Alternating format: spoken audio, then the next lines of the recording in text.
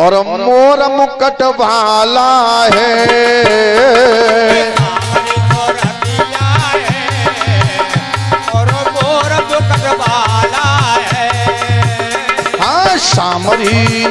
हाँ सामरी सुरतिया है और मोर मुकुट वाला है। सामरी सुरतिया है और मोर मुकुट वाला है। और इस बच्चे की तरफ से स्वागत किया गया। परमात्मा हमेशा इस बच्चे को लंबी उम्र प्रदान करें, सद्बुद्धि दें भगवान। नारद जी कहने लगे हैं कालियवन, अरे सामरी सूरतिया है मोर मुकुट वाला है। सामरी सूरतिया है और मोर मुकुट वाला है। अरे सामरी सूरतिया है मोर मुकुट वाला है। पीतांबर पहने जग रूप मत वाला है। पीतांबर पहने जग रूप मत वाला है। और नारद जी कहने लगे कालियवन सुनो कैसा है कन्हैया। अरे बाल घुंघराले है चाल ठुमकीली है। बाल घुंघराले है और चाल ठुमकीली है। अरे बाल घुंघराले है चाल ठुमकीली है। बात मीठी मीठी है, उस कन्हैया की बातें बड़ी मीठी हैं। अरे बात मीठी मीठी है जको ढंग ही निराला है।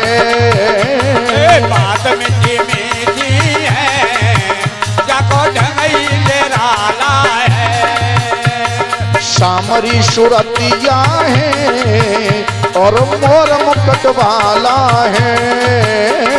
सामरी सुरतिया है जको रूप मत वाला है।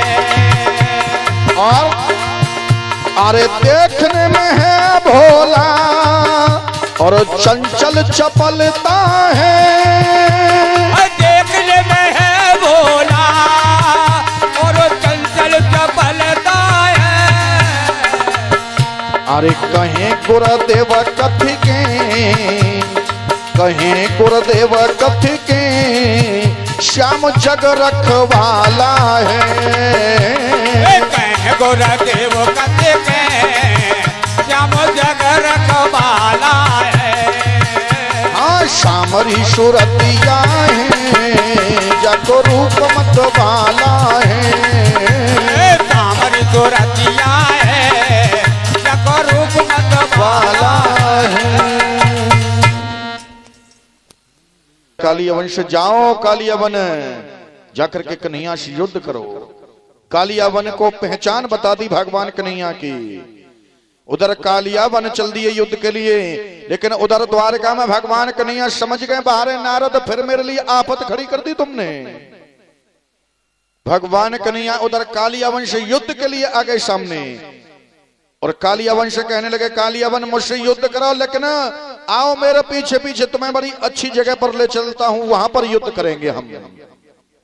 भगवान प्राणी को उसी जगह पर पहुंचा देते हैं जहां उसकी मृत्यु होनी होती है। कालियावन की मृत्यु भगवान के हाथों से नहीं थी और भगवान कहने लगे कालियावन से आओ कालियावन मेरे पीछे पीछे।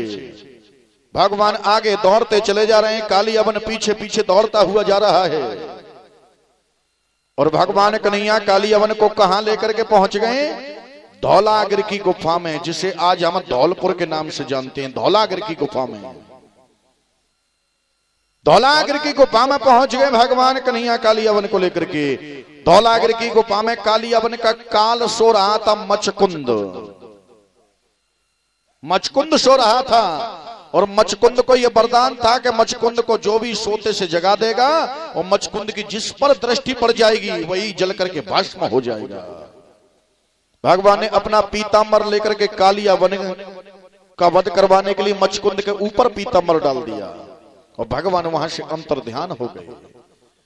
लेकिन कालियावन जैसे ही प्रवेश किया, कालियावन ने जैसे ही प्रवेश किया, धौलागिरी की गुफा में देखा कि पीतांबर ओढ़े मचकुंद सो रहा है। कालियावन समझने लगा ये कन्हैया सो रहा है, क्योंकि कन्हैया का पीतांबर था।